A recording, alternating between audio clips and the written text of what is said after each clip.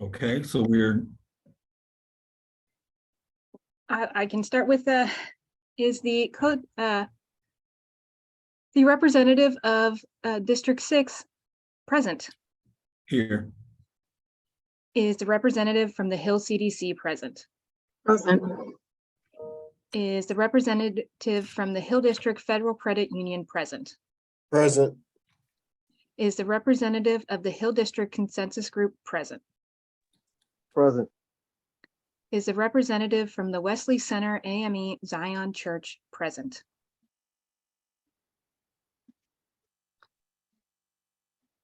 Is the representative from Shenley Heights Community Development Program present? Is the representative from the Historic Hill Institute present? Present. Is the representative from Ujamaa Collective present? Present. Is the representative of the Office of State Representative Ariane Abney present?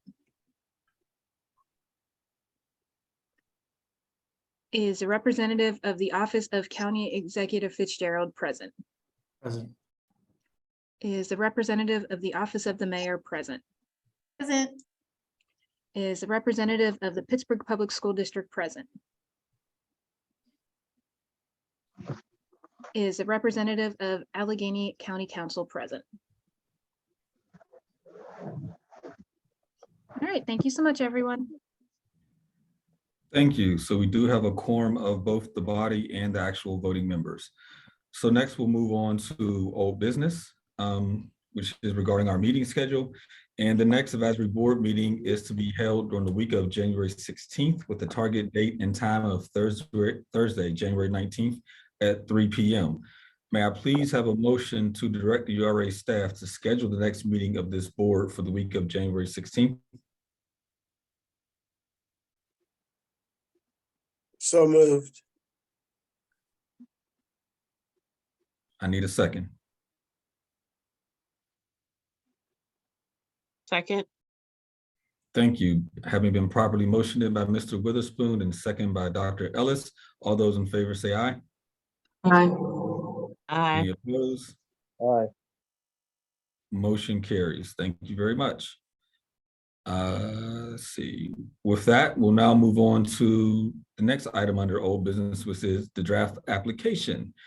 In advance of this meeting, URA staff shared a draft Greater Hill District Neighborhood Reinvestment Fund housing application for the advisory board's review. The application was updated with directions from the advisory board housing subcommittee held on November 8th. I will now ask URA staff to please present the application, and then we'll open up the floor for discussion. Thank you, Councilman. As you mentioned, the subcommittee met as a group on November 8th to go over the individual applications. As many of you will remember, there were 3 different types of applications for individuals, nonprofits, and businesses. Due to the feedback that we received from this committee, we have created a simplified version for individuals seeking assistance for housing, particularly with mortgage rental assistance and with home repairs. So we have broken down a simpler version of that application, and I am going to walk through the example with you today. Most of this will look familiar, but it also incorporates our edits from the November 8th subcommittee. This is the map. This is the eligible area for applications and projects to take place within this map. This is the introduction page. This gives a little bit of history about the Greater Hill District Neighborhood Reinvestment Fund, as well as instructions for those to fill out. This page will act as a landing page. This page will be housed on the URA website, where it says individual housing, individual other, business, and nonprofit. Those will be 4 hyperlinks. When you click on each one, it will take you to the individual applications. So for the intents of this example, we are going to pretend as if we clicked on this first option, the individual housing, This is the broken down. This is the slightly more customized application that we worked closely on during the subcommittee meeting. So without further ado, we'll jump into the individual housing application. So this page has not changed. This is the applicant's name and their personal information. We tweaked this page a bit. This is asking the applicant for their request. Do you have an idea of how much this will cost?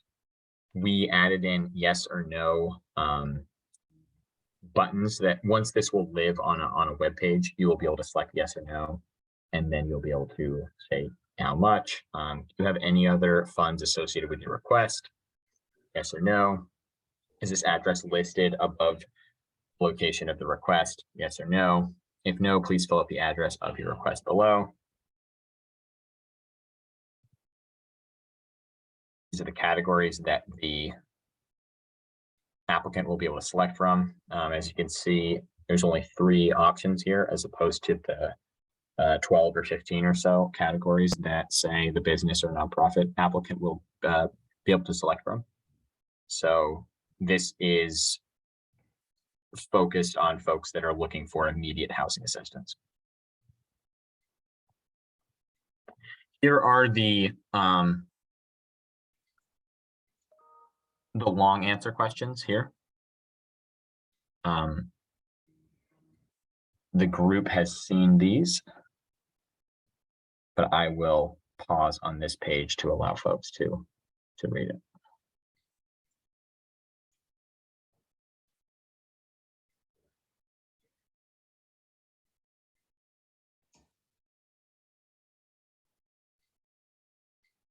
The A, B, C, and D options on the web application will be multiple choice.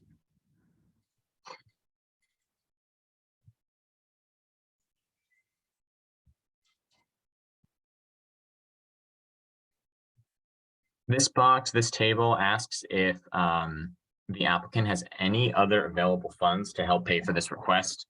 Please use the section to list all of your other funds. If there are no additional funding sources besides the Greater Hill District Neighborhood Reinvestment Fund, you are still eligible to apply.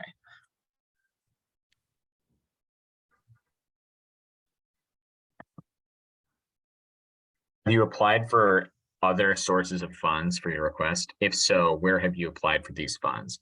What is the status of the application for these funds? Please list below. If you have not applied for other funds besides the Greater Hill District Neighborhood Reinvestment Fund, you are still eligible to apply. This is in response to this subcommittee trying to gauge what other programs folks in the Greater Hill District are applying for similar problems. Oh, Gordon, can you go back one page there? Yes. Yeah, and just also, are you interested in learning about other programs that offer assistance? Because that was something that we discussed at these meetings and then at the subcommittee meeting as well. Thank you. Thanks, Julia. And then this is the last page. We've added an attachments checklist. This includes before photos, documentation of site control. This would be a deed or a lease. Cost of repairs if you have a bid for any physical improvements, and evidence of hardship. We have also provided this additional resources portion. These will be hyperlinks to take you to resource pages. Best steps for vetting a contractor, a list of vetted contractors, and a list of additional support. Does the group have further questions? I know this looks familiar from last month, but we've just made a couple of tweaks based on the feedback that we received from the subcommittee. Okay, I have a question. Sure. I believe on the first page, there was a question that asked, do you have an idea how much it costs? That's really, really vague. I think that should say something like, please provide an estimate, to be more specific, even if, the cost of the project is more than what they're asking for. It may be the same because they're getting it all from the fund, but they may have had other resources, but we would need to know how much it costs, what their estimate is, instead of them guesstimating.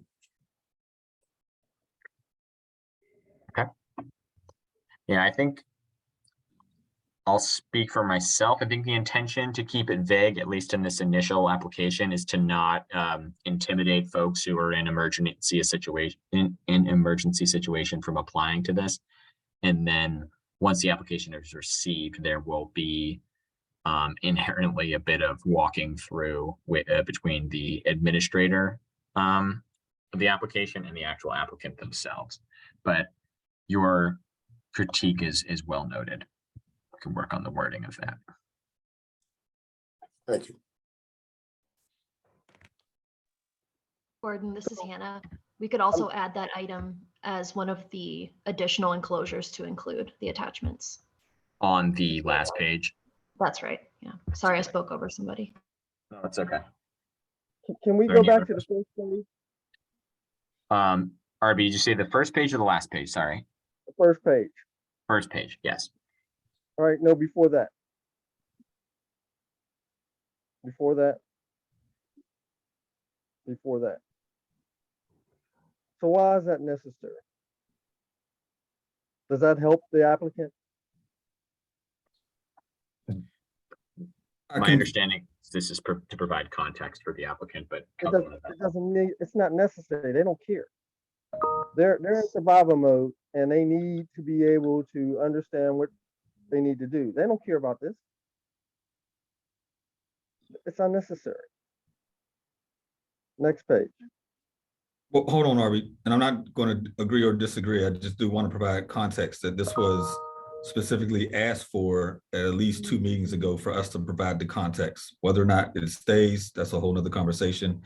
Also, the very last paragraph, these funds are only available to those persons who reside or work in the Greater Hill District. And these funds must be spent to benefit the Greater Hill District. That was also asked for us to emphasize and as part of both applications, but. Right, and I asked for the last paragraph, but the first 2 paragraphs add no value. So let's go to the next. There's no value. I mean, if you can convince me of the value added, fine, but they don't care. Go to the next page, please. So why is there a deadline? It doesn't make any sense.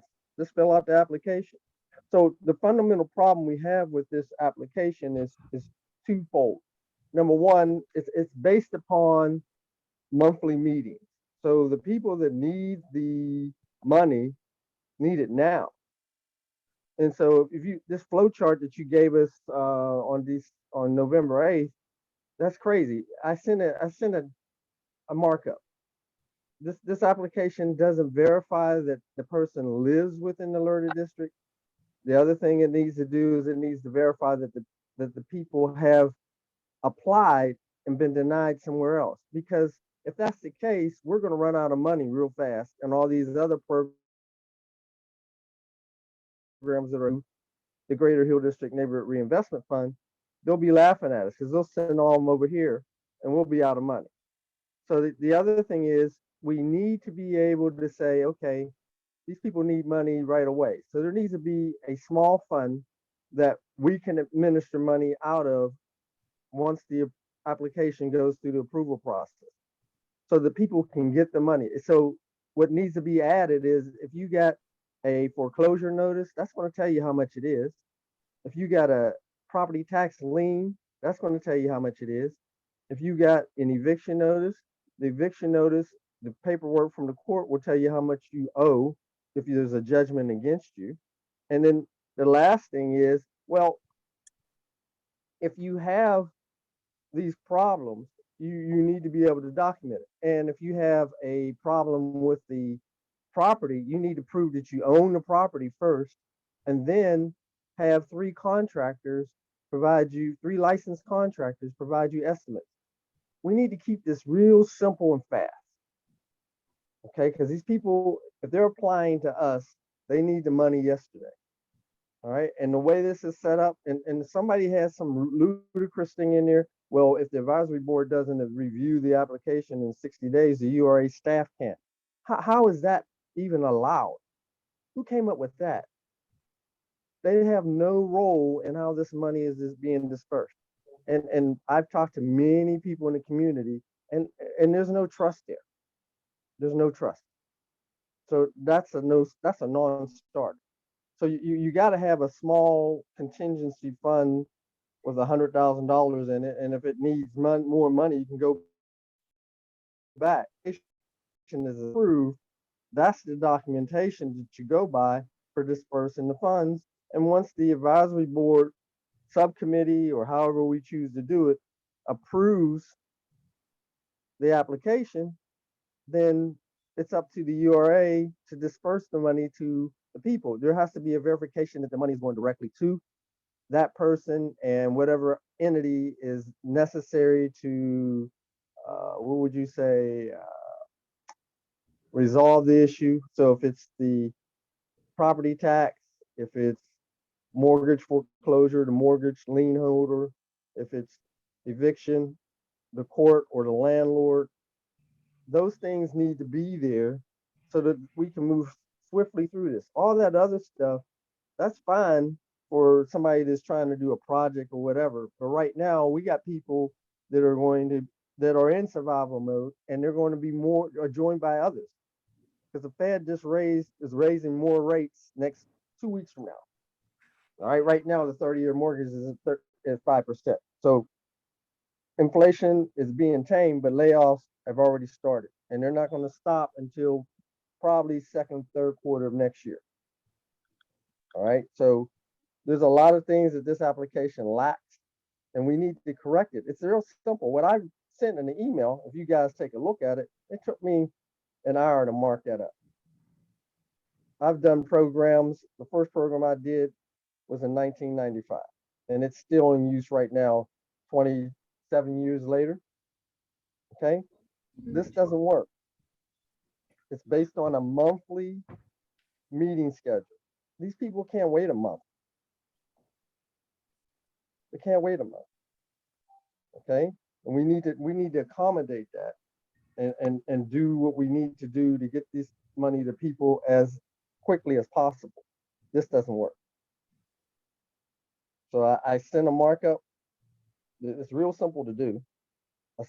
And we need to have verifications in there that the person that is applying actually owns a property, has been residing in the Hill District, Alerted District for the last 18 months. So people just ain't skipping in, picking up some money, then leaving. There's a lot of little ins and outs that people will see gaps, and they'll play us for it. So Harvey, just go ahead. because you've made a number of comments, all of which I was not able to track. And so I was not a part of the subcommittee that helped work on this. And so I would offer them the ability to sort of respond. But a number of the comments you made are a part of this application. I don't see it. I don't. I went through and there's nothing in there that says, have you ever been denied?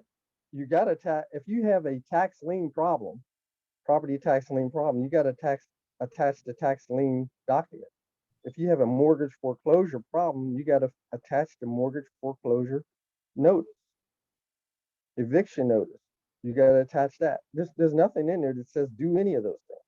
And all these other things you don't need. If they have a property issue that needs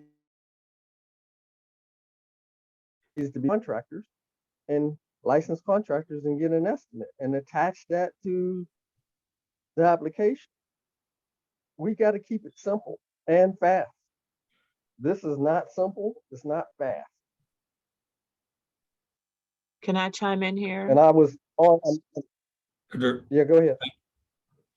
Yeah, I mean, I definitely see where RB's coming from, and I think that this could easily be solved with a pre-application, which the URA started to do at the top where, you know, it's like individual and then individual housing, right? But so sadly, I was the one date I wasn't available was the 8th, but I did send in my suggestions, and I did have a separate meeting. So, I mean, what we said was that the pre-application could simply be, your name, your contact information, and what your actual interest is. Because anything, I mean, housing is usually the primary emergency, but we don't know, anything could be an emergency. So I just said to put a checkbox of whatever, all of our areas, and then they could check whatever the emergency is. And I do like the question, is this an emergency, right? Because as soon as you click yes, then there could be another sub menu that just says, are you being evicted? Do you have tax liens? Like I really like the idea of there are certain emergencies that have direct evidence, to it. Obviously it should have the person's name and their location, and that's easily provable. So the things that RB has listed, I think should be a part of the pre-application. And then basically one of the things that we said was to have a learner liaison. I just made that up, but I made it up a while ago, but I'm just saying that, like, to have a learner liaison would be good because you have somebody there that's like looking at the intake and not waiting for a monthly meeting. And I agree with not having a deadline. There's no need to have a deadline. You'll know what the deadline is based on the applications. But yeah, so I think that really everything that RB has mentioned could be solved with a pre-application that has an emergency tab with it, where people can list it. And then, yes, like you have to, if you're saying that this is an emergency, you have to provide, the evidence. And then once they get into this other area, then they can map out the contractors and how long they think it'll take and all that. I mean, that's still a good application. But this is why I recommended the pre-application, but I hadn't actually thought about the emergency checklist. So thank you, RB, for that. But that's my suggestion. And I did email this over as well, but I didn't include the emergency area that RB talked about. Can I, so I was on that subcommittee meeting, and I think that there's, from my perspective and the conversations, excuse me, I've been a part of. So I think that where there's a general agreement about the sort of timeline, right? And not stretching out the timeline for folks to be able to, one is to access the application in general, but also the timeline between somebody stating what their need is, right? And us being able to evaluate that need and then to match it with funding. And so I'm not sure if, excuse me, if Kim, if having the I understand the concern about having the pre-application. I guess my question is, if we have a pre-application, after they send in a pre-application, are we just adding on additional time to evaluate that rather than having a really basic application that if they look at it, right, they still can, and maybe perhaps like where these attachments are on the last section, maybe there can be questions about those things as you just stated earlier in the app.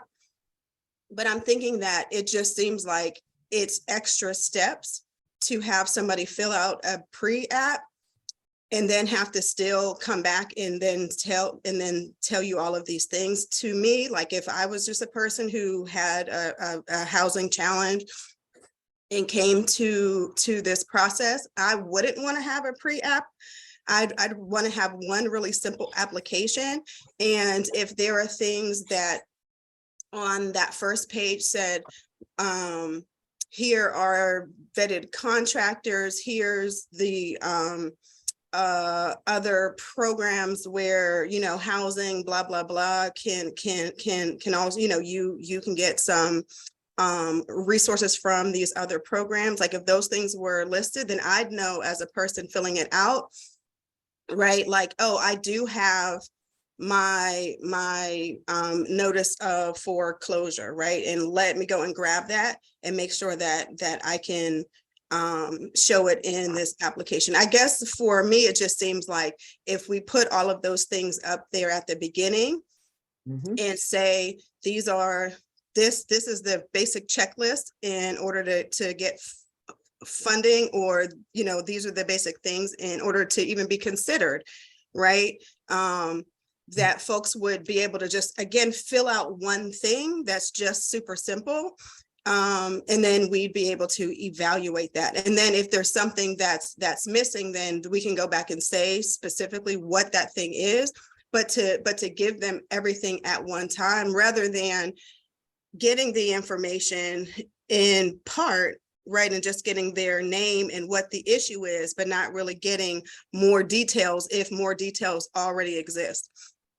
Does that make sense? So I'm just trying to find what is the medium between, I think what Arby is saying around, right, making it really simple, because I think that some of the things you mentioned are actually here, but maybe they just need to be presented differently inside of the application. Maybe they need to be like, here's your checklist at the beginning. And here's your list of, like, saying for this request, if you're making a request for a housing repair, we need to know how much it is. And if you don't already know, or if we're saying you have to have a bid or 2 bids or 3 bids, right? We say that at the beginning and say, here's the people who can give you those bids. And then they get that and then they fill out the application. But I just feel like having extra steps and extra time that they have to be back on the computer, filling out stuff and giving it to us, like, let's just give them all the things at the one time. So and then I've got Ms. George followed by Chief Frank. But prior to Ms. George, I just think everyone needs to keep in mind that once this application gets submitted, there's going to have to be someone on the other end who is then holding their hand and helping them answer all the questions you all are asking to be answered up front on the application. Why Ms. is George. that? So what I'm trying to understand. Hold on, Arby. Alicia's had her hand up for a while, and so has Chief Frank. Ms. George. Thank you. I just wanted to say that a lot of what you were talking about putting in is, to me, already in the application. Lakeisha kind of hit on it. My concern would be having people fill out the same information twice and adding an extra step, whereas a lot of what I saw for pre-application is already at the top of the application. I didn't see anything different, so I was trying to get clarity on what's different with the pre-application than the top part of the application that was needed. And also too, just to note that the subcommittee meeting was a working meeting, just to make sure and add to everything we talked about in the last meeting, which Julia and those guys did put on this form. And it looks pretty good. And my understanding of all of this was an initial.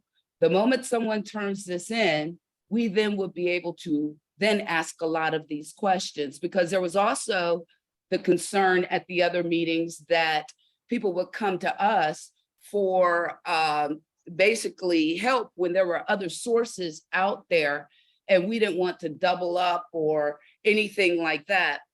We wanted them to go to those sources first and then come to us if all failed. So that was another thing we discussed.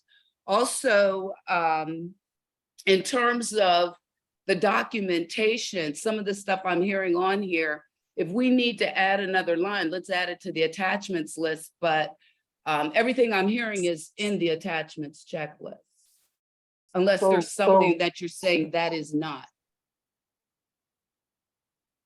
And one thing we did agree on was that we felt that we should be able to look at these and approve these in a faster, in a faster manner, meaning 30 days is way too long. If someone needs a roof repair, they cannot wait 30 days for a roof repair. So that was one thing we did want to move forward very quickly on, and maybe have a week or two turnaround in terms of where the application stood.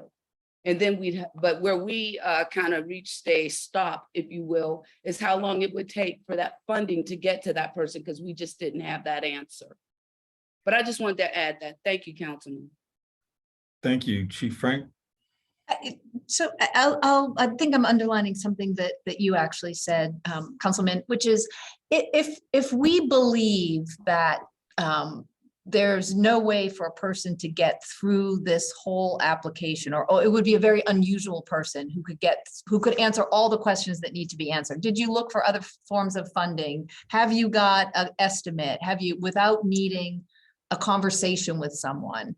Then you're going to be talking about two steps. And I think what Dr. Ellis and I were saying is, if we already know that, then let's just make the first step as easy as possible. Easy, easy, easy. Because if you're going to have to pitch to a human being, then let the human being say like, all right, like rather than give somebody a list of a bunch of programs that they might have applied for or might not have applied for, but they might not even know the name of. If we know people are going to need to talk this through, then let's not have anything on this piece of paper that's intimidating. Which I think is, a different question from how much money can we put in there? How committed are we to exploring all of the other funds before we give anything out? Because people will be in emergencies. Like, those are all also questions that have to be answered. But just in terms of the application, that was sort of the direction that we were headed in, why we were arguing for simplification. I don't think it has to be a pre-application after which there is some second thing the person has to fill out if the person they're talking to can fill it out for them. But if we believe that somebody's going to have a conversation with a liaison, or I don't know quite what you had in mind, Councilman Lavelle, then I would just own that and ask people to do, name, tell us what your emergency is. Can you offer any other information, and please send us a picture. Done. That's where we were headed, for what it's worth. Thank you. That is helpful. Context is helpful. Arby?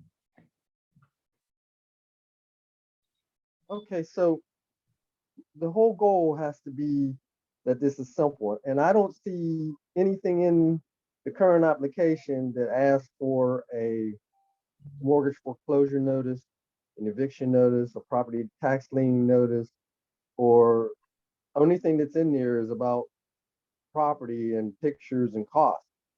We don't need that. All we need is they go to a licensed contractor and get three of them and get 3 estimates and attach it, and that's it. Those other things are self-explanatory. You can see, all right, they need this, that, and other.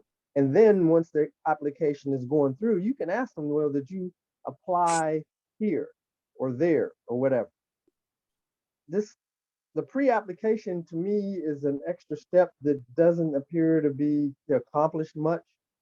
I mean, if you keep the application simple, you don't have a lot of stress on the individual. They're already under a great deal of stress. So when I created any program, it was to keep it as simple and straightforward as possible. This is not. And we need to be able to review an application, decide if it meets all the minimum requirements for disbursement. Did they apply somewhere else and get rejected? Because we want to be the last stop. We don't have enough money to be the first stop. All right, we don't have a reoccurring deposit. Are there any remaining questions on this item? Yes. Or concerns? Otherwise, we can move forward. I'm really tired of you cutting people off. All right? Be respectful. People be respectful when you talk. URA staff, I think you probably received the feedback here. Are you all ready to move forward? Sorry, I just had just a couple clarifying comments. So what everybody has said really is that there is 2 phases to this. We can't get around that. So the phase is either somebody filling out this application and needing assistance, or somebody filling out the pre-application and getting the assistance. So I don't think that we can really move around that. I think that, I don't know if I need to make a motion, or, if it could just be accepted that we have a really basic pre-application. It's not requiring people to apply twice. It's a pre-application. And so once that happens, then they get involved. And there isn't, I mean, maybe I missed the emergency aspects that are in this application, but you know, I think, and one thing like RB, I don't even think that requiring people to get an estimate, even that is just, it's a little too much, right? But we need all this information. So that first phase of just saying, what's your name? What are you interested in? Is this an emergency? And what kind of emergency is it? And we can have drop downs of like the most consistent emergencies. And then that's it. And it goes right to whatever the staff member is or our committee or whatever, Yeah, who can I think handle that, them. yeah, I think that, you know, in order for it to be expedited and for things to run efficiently, and especially when it comes to emergencies, you definitely need a person in place like a learner counselor or a loader application reviewer so that it'll keep moving as opposed to coming back and going forward and all that kind of stuff. So that if for emergency purposes, and for someone had mentioned, if you got a hole in your roof, you can't wait 30 days for the application to be processed. We need to have these applications designated to the extent of what is the priority? How do we keep them moving? And in order to do that, you need someone in place to not a committee, but a person in place to push those applications forward. So it is 4:45, and I do want to keep us moving. With that, I do believe the URA probably has received most of the comments. I'm gonna make one more comment and then attempt to move us forward. Based upon all of what I've heard, my recommendation would be you have an application where the person submits their information, and there's essentially two tabs at the beginning of the application. Is this an emergency? If it is, you can have one other tab that says, if you have information that documents this emergency, please submit it. And then if they have an eviction notice or anything of that nature, they can put it there. If they don't have it, that's fine too. We will then receive that information. Well, someone will receive that information and they will begin to work with that person. Whether it's, well, have you applied for this funding or have you, whatever that is, they'll begin working with them. The second tab at the very beginning would be, if this is not an emergency, tell us what this is. It's a home repair, it's a remodeling job, whatever that is, and then it rolls into the rest of the application. That would be my recommendation on how to simplify this and address what I believe everyone's unified concern is. With that, we will go back, we'll take another stab at this, and we will come forward with another example at our January meeting. I would ask that all of you all who served on this subcommittee to get us this far, I would recommend that committee meeting again, because as we debate this every month, the need that you all are stressing, that these dollars have to get out there, means these dollars actually do not get out there. I So agree. URA, we have the notes, Great. we've heard what everyone has said. With that, I would now like us to move forward. And Councilman LaBelle, can we, this is very, this is like your suggestion, I think could just work. So this is a very, it seems like it's just a slight tweak. So can we not approve the application, you know, with the slight tweak and move forward? We could. I mean, it seems like we're all relatively on the same page. No, I think we should at least have a draft of it before we approve. Okay. Okay. All right. So we'll, okay. Well, just as long as we, like, you know, the holidays are coming up, and just as long as we, if we could try to meet next week for the subcommittee, that would be very helpful. Because this is for everybody. We said we were going to release the applications in January. We need to stick with that. And we all agree that we need this money out. You could approve with the friendly amendment that I put on the table. And then we could move forward. You could have final approval at our next meeting, but you could approve that form of an application based on how I sort of amended it based on you all's approval. I can't do it because I can't make a motion. Okay. But it would have to be based on the body. Yeah, so I mean, I just in the interest of moving us forward, I would like to make a motion that we pre-approve this application with the tweaks that we've discussed, and specifically Daniel, Councilman Lavelle's recommendation that we add that emergency component that Arby has been talking about, that we remove the deadline, and then we move this application forward, even with the meeting of the subcommittee that will make, some slight tweaks in an effort to move this forward. I would like to make a motion that we pre-approve with those conditions. Is there a second? Second. All those in favor say aye. Aye. Aye. Any opposed? The motion carries. So that will move us on to new business.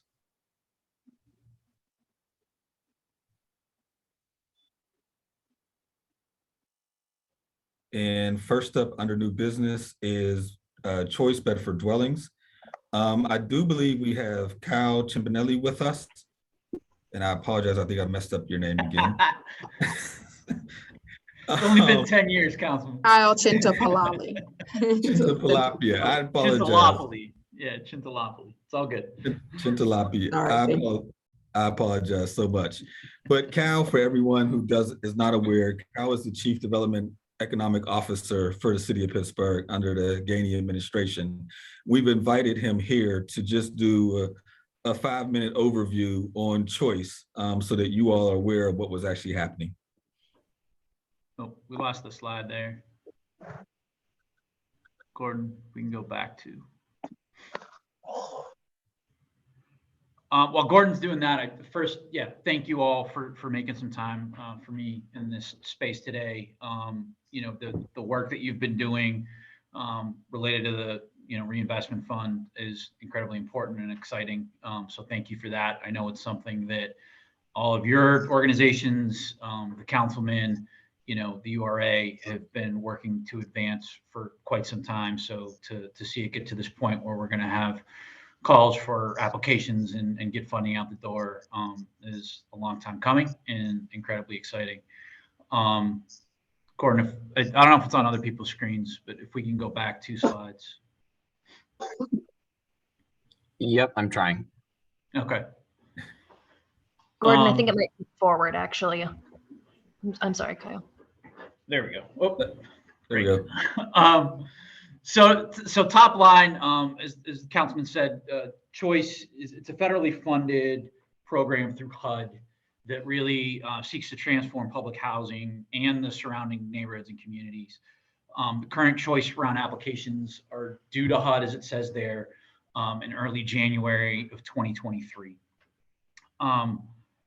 The Housing Authority of the City of Pittsburgh and the city itself are the main applicants for Choice for Bedford dwellings and the surrounding Hill District. So the project itself will do a 1-for-1 replacement of the 411 units of Bedford, as well as add roughly 200 additional affordable units and another 200 of market rate units, so that they are mixed income in nature. The Choice application, HUD wants to know, so they're asking applicants to demonstrate that local partners are really investing in similar and complementary efforts in the communities that are applying. So really, when we think about, the work that you're doing, the thoughtful allocation plan that you've put together, and the money that you're getting on the street, there's tremendous synergies there. And, because of that, we do want to include the allocation plan, the programs that you've outlined, those investments that you're making as part of what we put forth to HUD to show that there's that additional funding, that'll be in the community, so that their investment isn't really standing alone and on an island, and it's really part of a thoughtful plan to, advance, inclusive and equitable redevelopment in the community. So really, on behalf of Mayor Gainey, the broader Choice, team, and with the support of the councilman, we did want to come and let you know that, we'd like to include that the fund and its resources, have that reflected in the application, and then, ask if there's sort of any questions or concerns related to that. Councilman, I don't know if there's anything you'd like to add, or URA staff, if there's anything I completely butchered in that top line overview that you need to correct for me. No, nothing to correct. Just want to emphasize this in no way commits these funds to the choice programming. Rather, the application is recognizing that what we're attempting to get done is in unison with what you all are attempting to get done. Well said. Thank you. Any questions?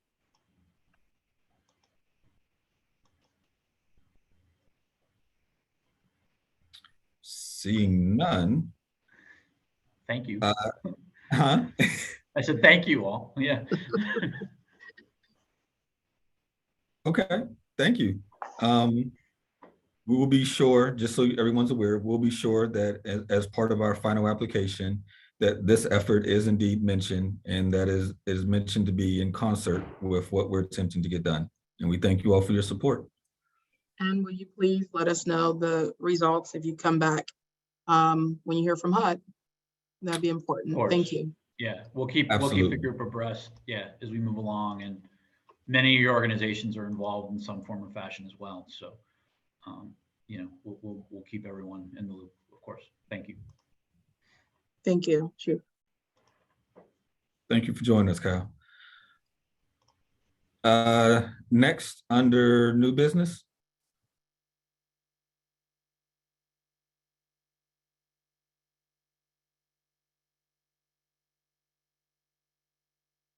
Is admin support. And this really comes on the conversation that we all just had about the application itself, acknowledging that someone is going to have to begin receiving that information and then begin working with that individual from there. And so given the request of the Greater Hill District Advisory Board for the application intake process, the URA is going to look to hire an outside administrator to work with us. The plan is to have the administrator take over management of the individual housing and social services requests, application, and service referrals. Is there any questions? Yes. Yes, sir. Okay, so I think one of our goals should be to hire somebody from the neighborhood, because this money is supposed to benefit people that reside in the community. So however we choose to do that, well,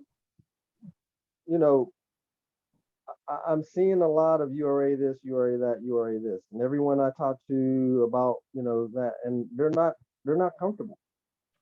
There's quite a few things that they're just not comfortable with.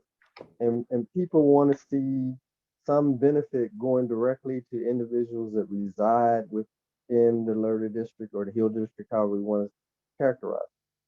That's what people want. So this is where the money's supposed to be paid for activities and residents that live within the district. So let's try to honor that. So I have what I hope is an easy response to that. One, I can't promise that, right? I literally can't promise it.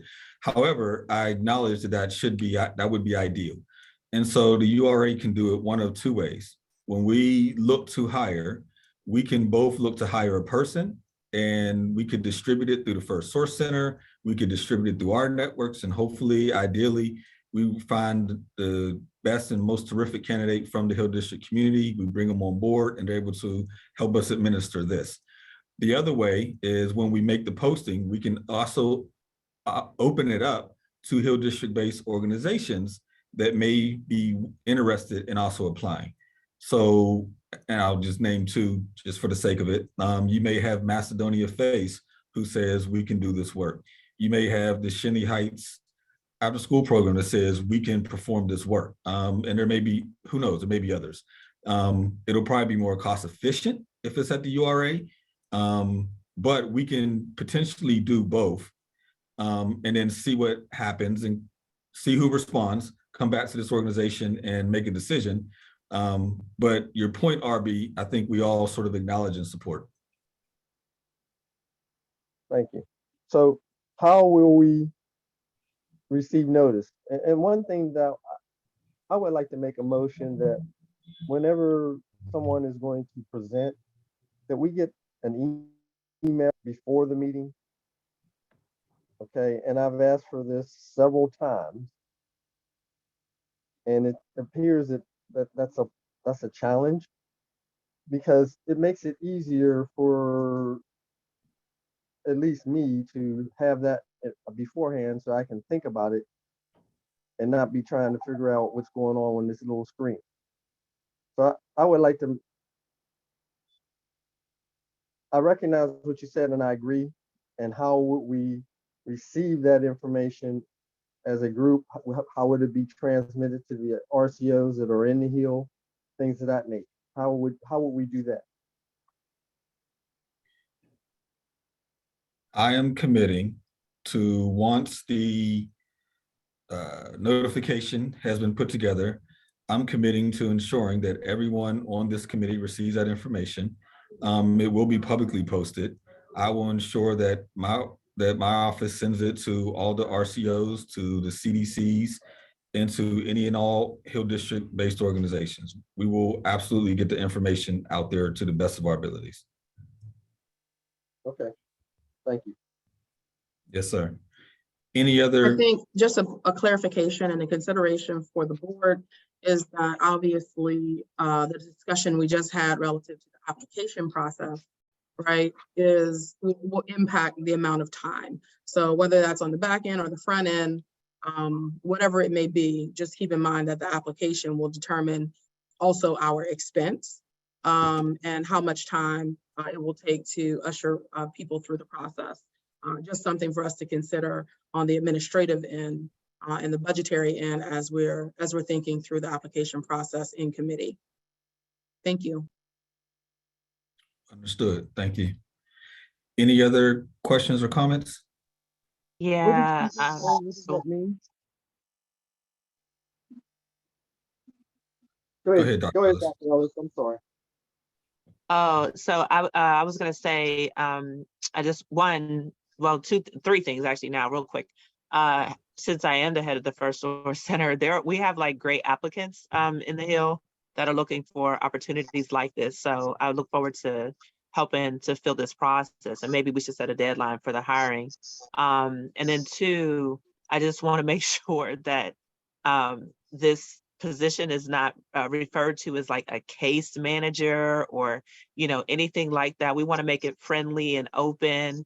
And so I do want to push for my title, learner liaison. It doesn't have to be absolute, but I'm just making that recommendation. And actually, yeah, so those are the last two things. Just not making it like social service-ish, even though they are going to be doing social services.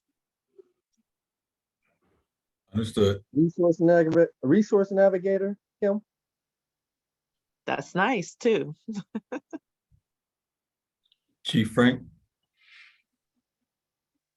Sorry, I know everybody wants to go. My point is similar to Dr. Ellis's, that also tells us something about the skill set of the person. So, the words that are here are administrator and management. I think this thing is going to have to be administrated and managed, but I also think the person, when we're thinking about the job description, that, they got to be a person who's, sort of looking to get to yes, maybe a little creative, a little bit of a people person, if that's really the nature of the interface. So we should just be thoughtful about how we write the job description so that we attract the kind of person who can do the job.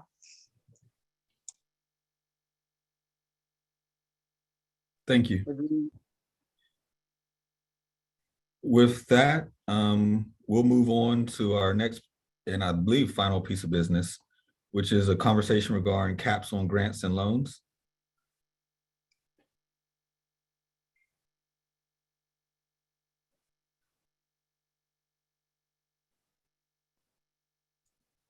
Sorry, that's my screen froze for a second. I didn't see us move. So at the application subcommittee meeting, subcommittee members raised questions regarding implementing a grant and loan caps of certain categories. And this topic has been discussed at previous meetings, but no votes have ever been made on it.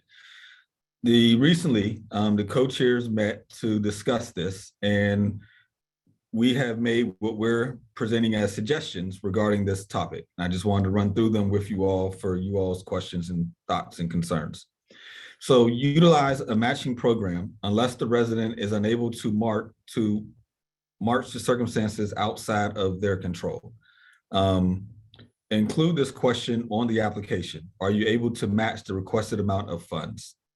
Regarding rental assistance, we suggested 3 months or a total of $4,500 based on the average cost of rent in Pittsburgh of $1,427 be the cap at which you're allocating something. Regarding mortgage assistance, we're recommending that 3 months or a total of $3,000. Although we've been unable to find a reliable source for an average mortgage income in Pittsburgh, we're still working towards that. So matching it to similar mortgage assistance programs that offer about $1,000 per month. Currently, the URA offers up to 6 months or $6,000. So we would do half of that, 3 months, $3,000. That's our recommendation. Regarding rental assistance, we're recommending capping it at 3 months or a total of $4,500. And that's based on the average cost of rent in Pittsburgh of $1,427.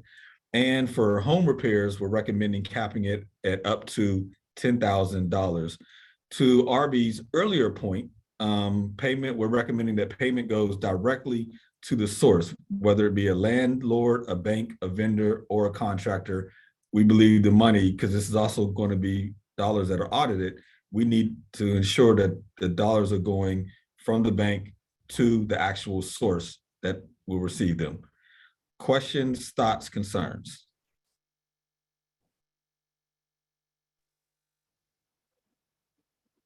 I do have thoughts, but I didn't want to be the only one, the first one talking all the time. Yep, Go ahead. I have a question. On the Okay. rental assistance, 3 months or $4,500. Does that mean, could they come back 3 times in a year, or is that just a one-off, or how would that be structured? In my mind, it was a one-off. Okay. So after 3 months, they're probably on an eviction list somewhere, and that would help them to get from under the eviction. Potentially, yes. And the other piece to this is, remember, we just had a conversation about bringing on an admin. That admin would also be able to say, well, did you apply to the HOF? Have you gone to these other programs that also exist to provide this level of support? This is what we can afford to provide, but there may be other areas and other grants and programs that also can provide levels of support. Yeah, and should it be clarified as up to 4,500 instead of them believing that they would get a total of 4,500? Yes, Yeah. I apologize. It should be up to 4,500, up to 3,000, Yeah. up to 10,000. I apologize. Yes. So Dan, how many times could they apply, say, in a 36-month period? I mean, is this a one-off? How many? So what I'm saying is, if we're not careful. I understand the question. In my mind, this was a one-off. If you're asking, could they apply once this year and once next year? I guess if they could make the hardship case that something happened in my life where I needed assistance, I got back on my feet, I was productive, and then something else happened in my life where I needed assistance, I guess they can apply. It would ultimately be up to the committee on whether or not they would choose to fund it. But in my own mind, this was at least a minimum of once a year. Once a year? Am I hearing you correct? Once a year? Yes, sir. And maybe it's literally just one off. If I'm hearing you ask for the distinguish between once a year versus once period. In my mind, I was thinking once a year, but I was also probably thinking once period. I wasn't thinking of the scenario where someone would come back once every year. Like, that wasn't the thought I had. And I agree with that. Yeah. Now, can I go? Okay. Now, if this was because of a life-changing experience that they fell behind in their rent or mortgage, that's one thing. But if it was due to financial mismanagement, do we want to consider tying a financial budgeting or literacy component to it, as a condition so that it doesn't happen again next year? Because if someone has fallen behind because of mismanagement of their resources, then it'll probably happen again next year without some type of guidance.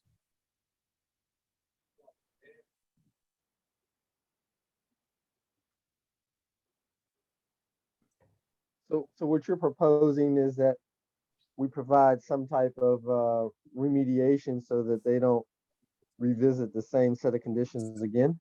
That's right. We could engage an organization like one that we use, the Financial Empowerment Center. They have counselors that help people construct their budget and, to try to get back on track. But like I said, if there was like illness in the family, layoff or something like that, that's different. But some people fall behind on their rent and mortgage because of mismanagement. And we don't want to, incentivize them to continue to do that. Well, I agree. I think that's a good suggestion. Also need to consider whether or not someone could apply both for multiple programs, right? And I think that could probably be deliberated on in the application committee. And a recommendation can be brought back to, at least I'm comfortable with this, be brought back to the board. But somebody could, in theory, apply to mortgage assistance, home repair, and a broad array of other, opportunities within the application. So I think we should just determine if there's going to be a cap, not necessarily on grants and loans, although these are, I think, very good recommendations, but also on actual applicants.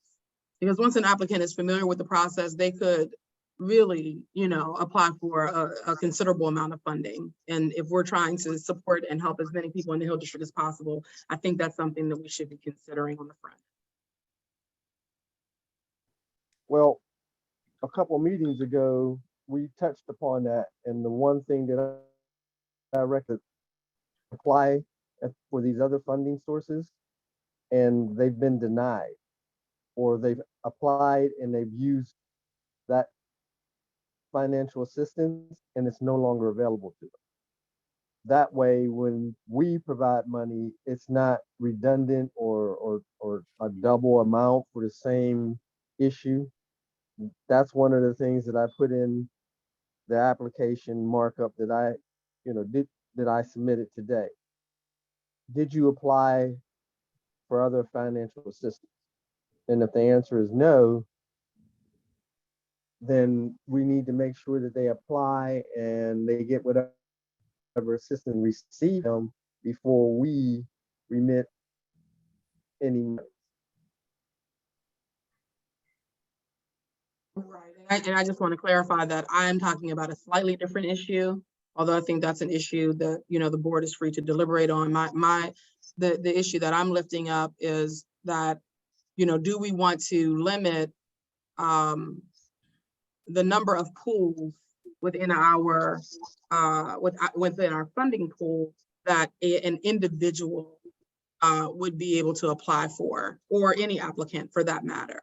And if we do, we should just be thoughtful about that so that people can know, if I apply for this $10,000 home repair application, I probably am not going to also then be able to come back and apply for mortgage assistance, or I'm not going to be able to apply for, the money that might be available for children's, to take my kid to a specific program. So mine is really specific to the applicant and how much we would allow for an individual applicant so that we can impact and help as many people as possible while still being impactful.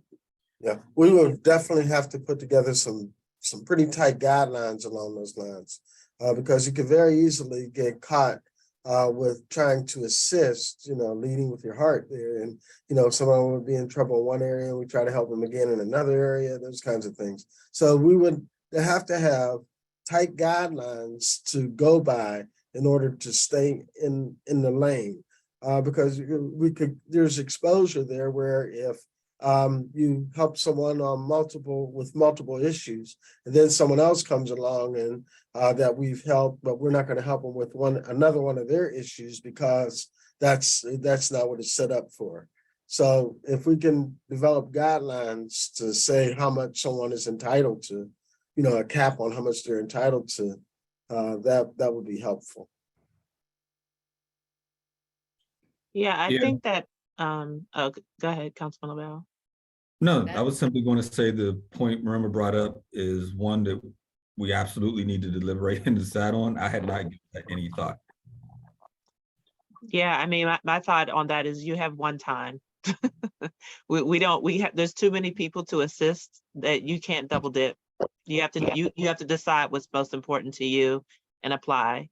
I mean, I think that that's pretty much it. I mean, if if we can help you stay in your home, if we can help you improve your home, if we can help you stay in your rental place, great. And then otherwise, and again, just as a reminder, this is why that administrative person is so necessary, because these are last accessible funds. So that person would have already given them, oh, this is the number for the Urban League and they offer rental assistance. This is the number for such and such, and to that end, actually, well, I'm sorry, let me just clear up this point. For my point, why I raised my hand is I think that the home repair is too low. I think that I think that it should, I really, in my heart, I believe it should be up to $20,000. But if we wanted to be a little bit more careful, I think it should be up to $15,000 with an increase to 20 on a case-by-case basis, because $10,000 is really like the cost of a roof repair, maybe, right? I'm not even sure that it will cover, I mean, it'll cover a small roof, a relatively small roof, but I'm not sure that it will cover everybody's roof. I guess that's what I'm saying. And I just want to keep in mind that there's roughly only, 2,500 houses in the Hill District, and not all of them are, homeowners and things like that. So I think that we can't go wrong with doing it up to 15,000 with an extension on a case-by-case basis, or just do up to 20,000. You're absolutely right, Kim, because we were at a $10,000 limit for a while. We found through experience when trying to help someone with their home, that was not enough. They would apply, and we would say, this was over a couple of years ago. We would say, well, you can get up to 10,000. Well, I need more than that for what I'm trying to do. So we increased ours to 20,000, and that's worked out. That's great. And then, again, we've all dealt with inflation. We've all seen that, like, inflation has increased construction costs, right? For all of us who have worked on a construction project, I remember the August Wilson house. I was shocked that it sucked up all the money, but that's because of inflation and what has happened. So I don't think that I think that that's too low. So I'm just going to recommend that we move it up to $20,000, and I appreciate Richard's testimony. And would you like to present that as a motion? Sure. So I'd like to make a motion that we increase the home repair cap up to $20,000. There a second? Second. Oh, you got a third too? All those in favor say aye. Aye. Aye. Any opposed? Any abstentions? Did you say nay, Arby? No, Okay. I abstain. Well, I saw your hand. Let me just finish this and then I'll come to you. Okay. So there was one abstention, so the motion carries. Arby? Well, the concern I have is that at 20,000, and let's say, all right, the number that was thrown out there is 2,500 homes. So at 20,000 at 100 homes, that's $2 million. Okay, so if our goal is to help as many people as possible, I don't know if that meets that. And then the other thing is, if we're supposed to be the last stop, then they should have been able to get some financial assistance from other sources. So I understand what Mr. Witherspoon is saying, because in that case, they're usually coming to him for a loan, not a grant. And I understand that 20,000 is sufficient. But for our purposes, because we don't have a reoccurring deposit, and we're trying to help as many as possible, just as it was stated that we should do one time and you're done. If we do 20,000 and there's 100 homes, okay, and we're talking quite a bit of money. You're not going to get 100 applications. It's going to take you maybe 3 or 4 years to get that many applications. You know, so and they're all not going to be $20,000 either. You know, there are going to be small things that people are going to do, get a grant for. You know, so that's extreme, I think, to think that 100 applicants are going to come in for $20,000 each. So I'd like to, I think maybe flesh out the concern a little bit more. And while we have already approved up to $20,000, I think the question that I have from both myself and the committee is, are people more comfortable with $15,000? That's just open for discussion. That's a good point.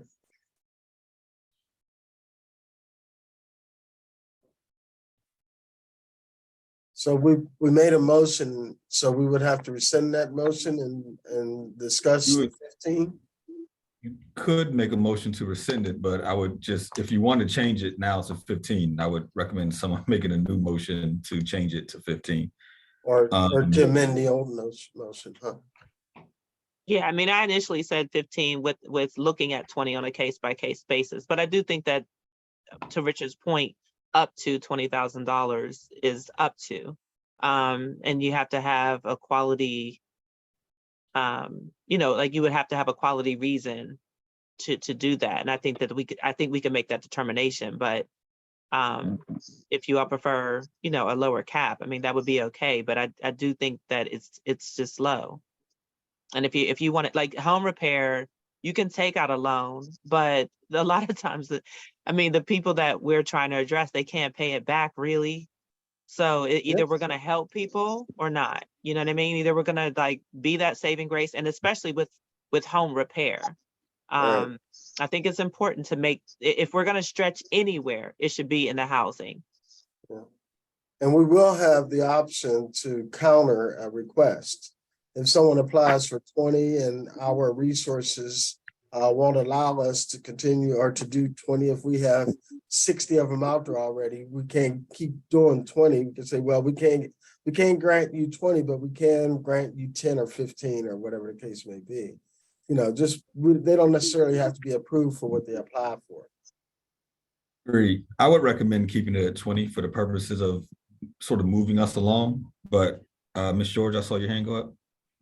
Yes, I was gonna say, why don't we keep it with up to 20?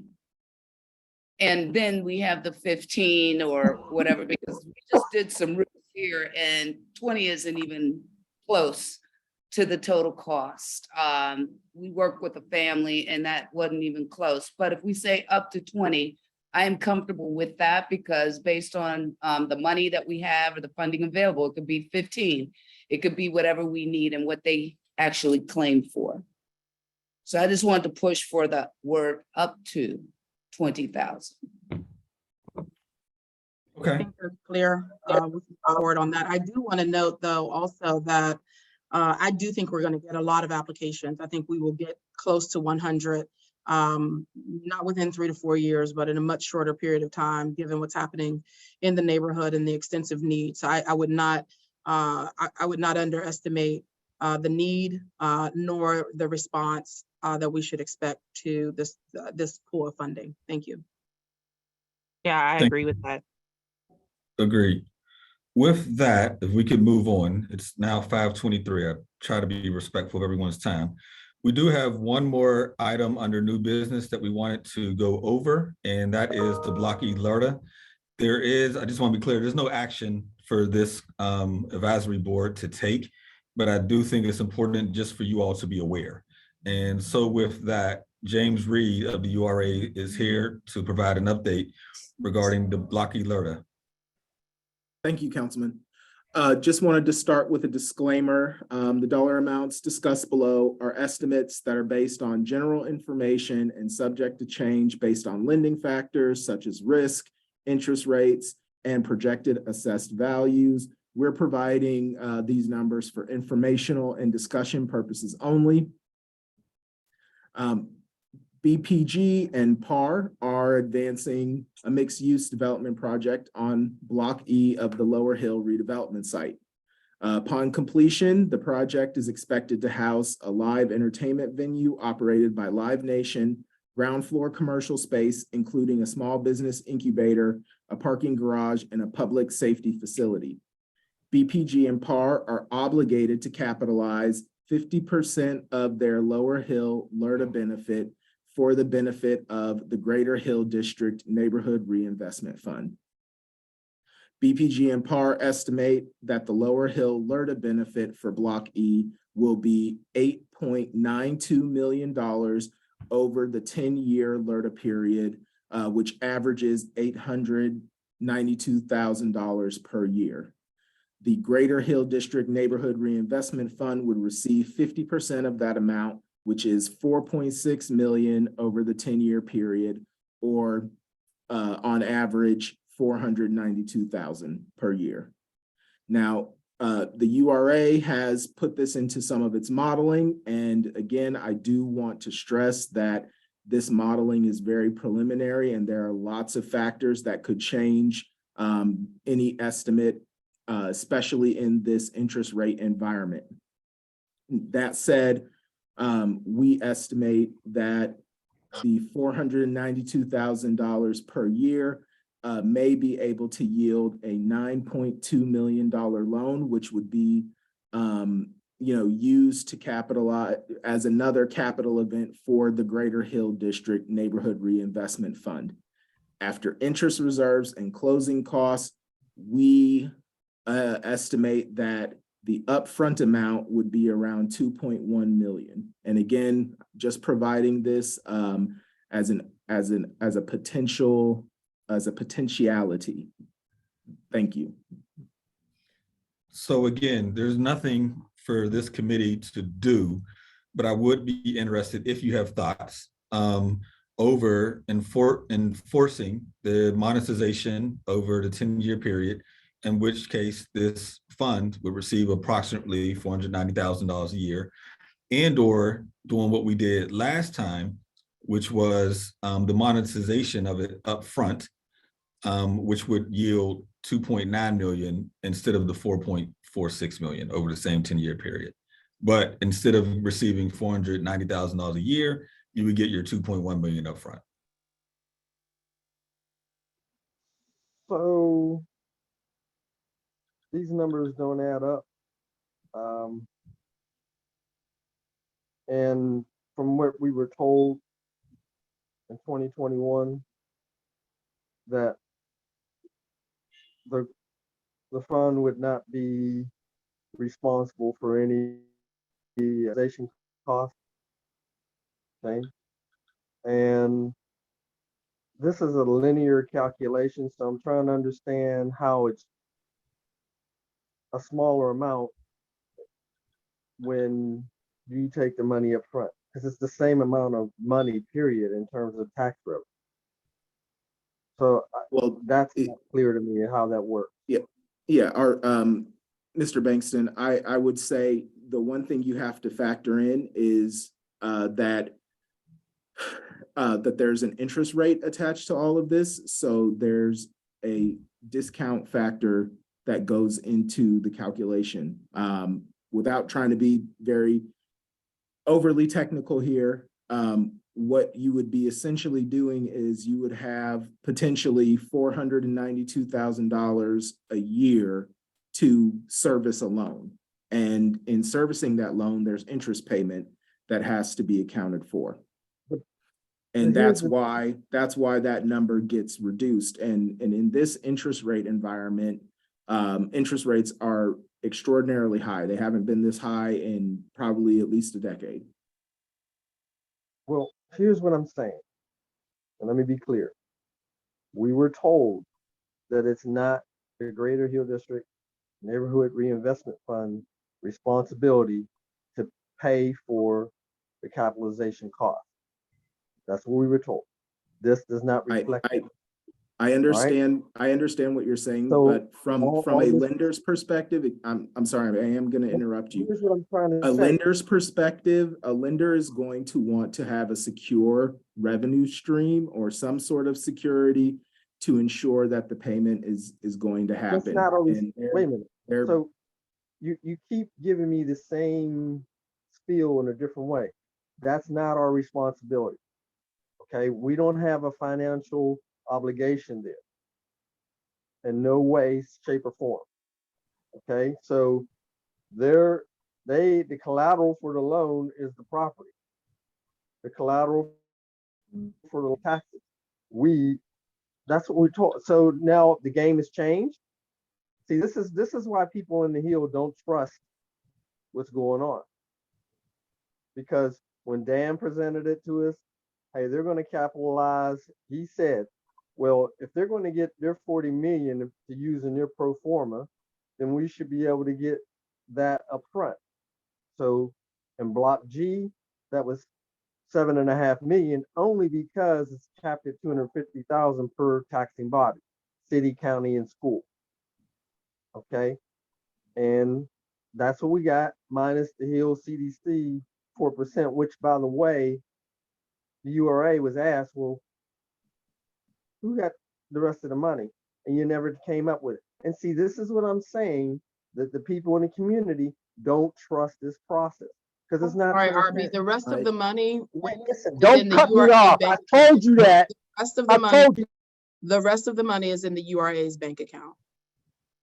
And if I could just back up very I'm telling quickly you something to right now. address just If you keep one this up, we're going to quick get some other item. people. Just one quick item.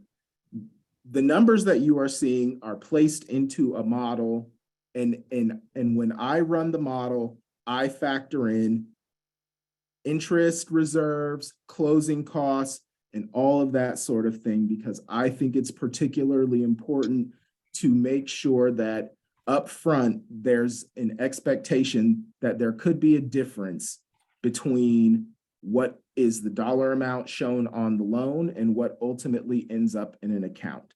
I am not saying that these numbers are what is going to happen or any of those other items, RB.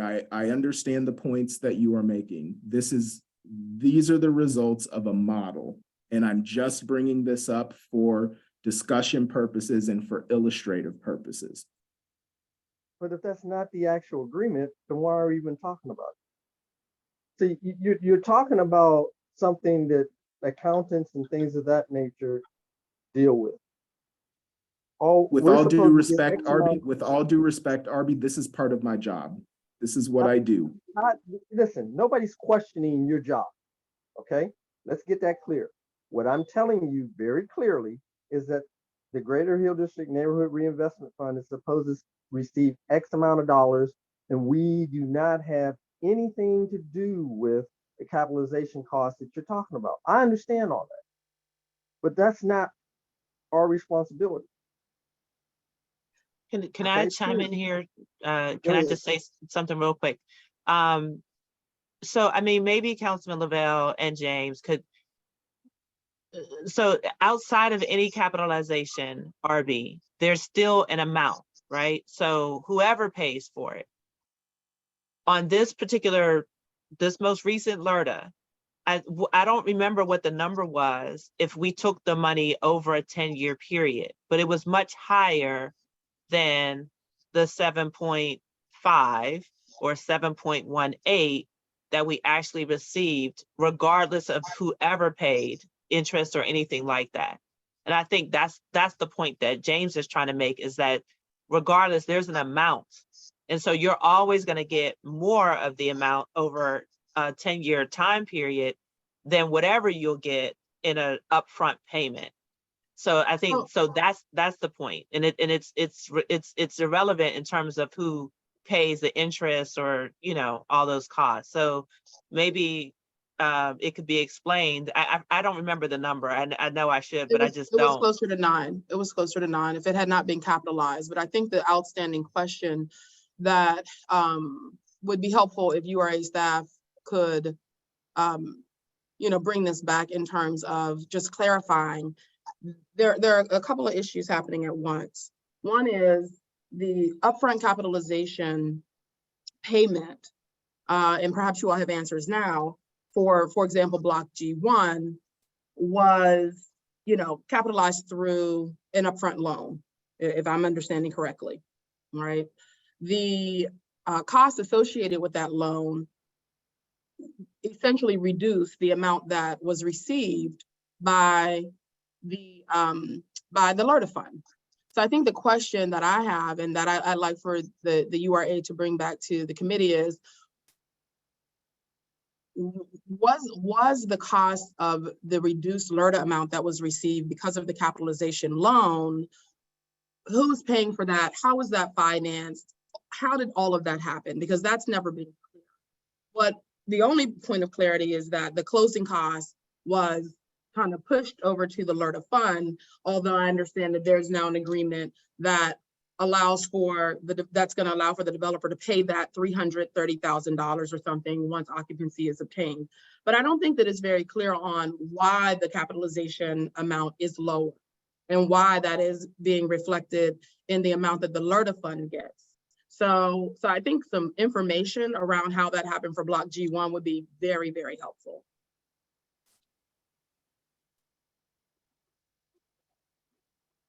I don't have all the answers to your questions, Marima, but I can certainly, I'm certainly willing to work to be able to answer those questions.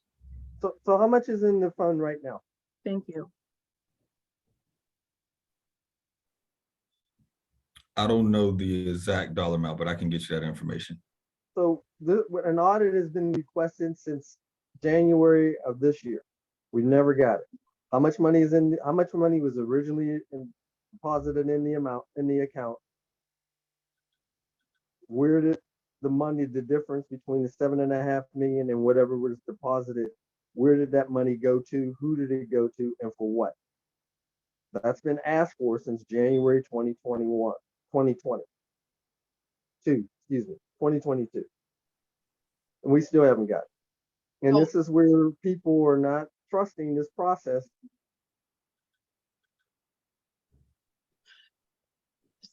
So I'm going to ask the URA to bring back a full financial report to the next LRTA meeting or in between the LRTA meeting. There has, as far as I understand, there have been 2 withdrawals from the account of what was the original amount? Was it 7.5 was the committed amount, 300 or 30 or so $1,000 of closing costs was paid for the LRTA fund. And then the Hill CDC received 287,000 or so. I'll get the exact amount to you all for its leadership role in securing the LRTA on behalf of the community.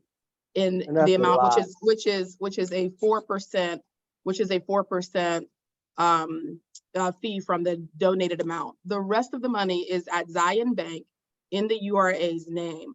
We can get that exact bank statement and just have a financial statement at the next meeting. That's no problem. But we don't need, I just want to be sure that that there's not a lot of mystery around the money, that there's no confusion around the money. It's a very rare opportunity. Excuse me, RB, there is a code of conduct here, and we would appreciate if you do not downgrade or degrade or disrespect other members.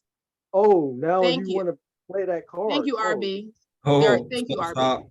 So with that said, let's just deal with the facts. Let's make sure we bring back a statement, and then we can move from there. Thank you. Yep, and we can do just that. I just don't have the numbers immediately in front of me, and I do not want to give any inaccurate information. So we will have that ready for the next meeting. Thank you. Thank you, James. With that, I want to move us on to other business. Is there any other business anyone would like to bring to the table at this time?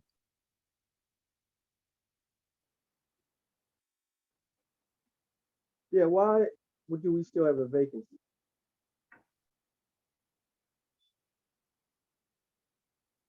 What vacancy? There were 2 open seats. And we only filled 1. Another instance of lack of community trust. Arby, are you maybe referring to Dr. Ellis's seat? I know her, she's been reappointed to fill the term for her organization. There were 2 openings, and if you give me a moment, I'll be able to tell you which ones they were. Okay. But there's still only 1 now.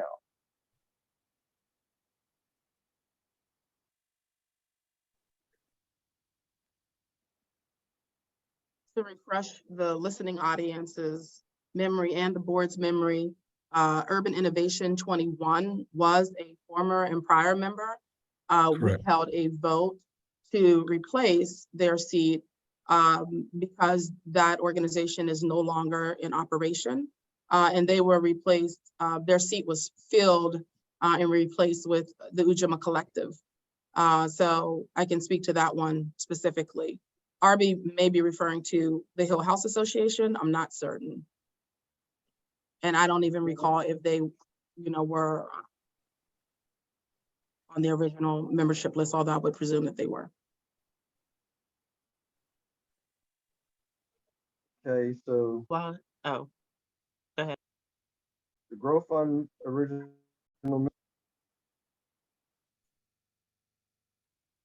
We had Hill CDC, Hill House, Hill District Federal Credit Union, Urban 21, Urban Innovation 21, Hill District Consensus Group, Wesley Center AME, Shenley Heights Community, Historic Hill, the Office of the State Representative, the County Exec, and City Councilman. So Urban 21 and the Hill House are no longer functioning, and we only filled 1. Okay. I will also double check our notes, Arby, just to confirm your accuracy. If that is indeed the case, I would ask members to give consideration to whom they would want to nominate to replace the Hill House organization. We can certainly take nominations at our next meeting and then begin the process of having a vote to fill that void.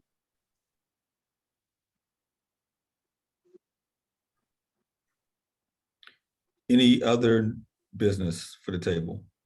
I just think it's important to note that Hill House Association was a social service organization, and that we currently do not have any member organizations here that are specifically focused on social services, even though they may touch them. So I think that's something to think about. We have, the churches are not represented. 1 church is represented, but not all the churches. And the churches are the backbone of the community, the people. So that's where we should go. That's my strong opinion. Thank you. Thank you. My question was, yeah, I just wanted to know if we could, if we were able to start telling people that that the application is coming in January and that they should, start getting things together over the holidays, talking to their family members about what's happening and, things like that. I just wanted to double check with everybody if we all were if we felt comfortable doing that. Well, I can say that this is, obviously something we've been trying to get out for a long time, and there have been hiccups here and there. At this level, getting the final application approved. So I would I would say, let's get it done. And then let's, really celebrate it and share it with people. We need to deliver on behalf of this community and bring it to bear so that people don't have false starts. And if we want to do that before the holidays, through a special meeting or something of that nature, I'd totally be open to that. I'll be concerned about, getting to a meeting and all of a sudden there are new concerns that, prevent us from releasing the application. Yeah, I tend to agree.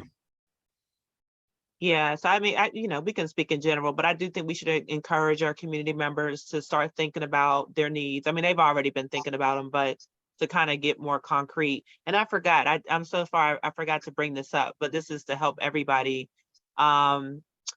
I suggested that we develop, that we crowdsource a list of resources that we all know about, that the URA could create like a Google Doc with the different LERTA areas, be it housing, MWBEs, et cetera, and we all just pile in there and list the resources that we know about.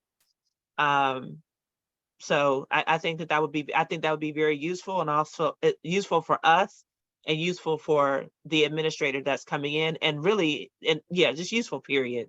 So that was my suggestion. And I did email that over, but I was told to bring it up here as well. Do I need to make a motion for that? I don't think you need to necessarily make a motion for it. I just think we need to just begin the process.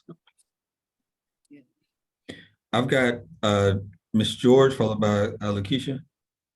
Yeah, I was just gonna say, Kim, that was something we did discuss at the subcommittee meeting. And if I'm correct, Julia was putting a list or getting ready to start a list, and then we were gonna give input because there were some places that they had for sources, that we had other sources, that type of thing, because we do have some in the community that we feel need to be on that list, not just the ones that the URA has or something like that. So I want to make sure that we have an opportunity to add to that list from a community standpoint. And my understanding was that was also going to be something that we were going to try to attach to the application as just a reference for people to help them in the beginning stages. Just wanted to share that, that's all. Thank you. Lakeisha?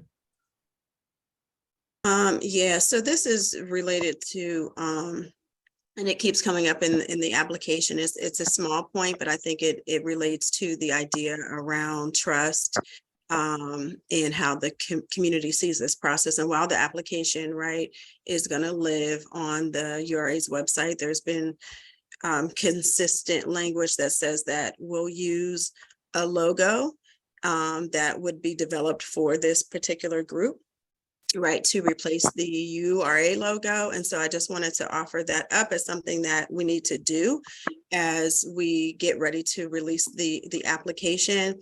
And, as somebody who, I always am thinking really deeply about,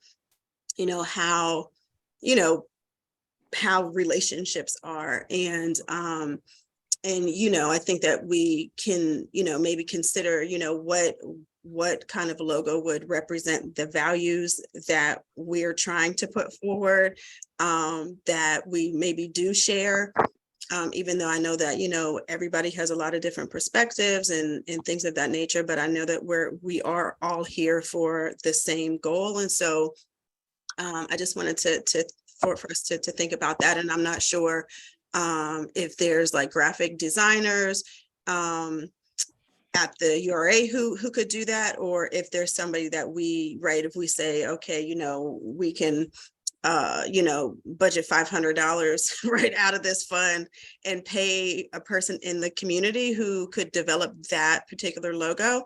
But I just wanted to, I don't want, it's small, but I don't want it to go undone. Thank you for bringing that to the forefront, Lakeisha. I do agree that's important. As the non-artistic person in the room, I'm certainly not going to say I know how to get that done, but I'm willing to take all recommendations. As one of the artistic persons in the room, I do have recommendations. We can all help out with that. What if we utilize potentially one of the artists involved with the Lower Hill, the stuff they were doing around the curtain? Yeah, absolutely. We had, there's, I don't want to mention their names, but we have some key artists that could whip this up in no time. Okay. I think we should use, I think we should incorporate in this new logo, the existing logos of the historic organizations, RCOs that are on the Hill that already have a logo. So it should incorporate that. Each RCO should be recognized, each organization should be recognized as being a member of the board. And the advisory board can have its own logo, but that logo should be a conglomeration of all the logos. Good with that. Anything? I was just going to say there's a way to do that artistically. So, I mean. Absolutely. Yeah. Okay. I think we've exhausted all our business for today. So I want to thank you all for being here. I want to thank you for your time and attention and your due diligence.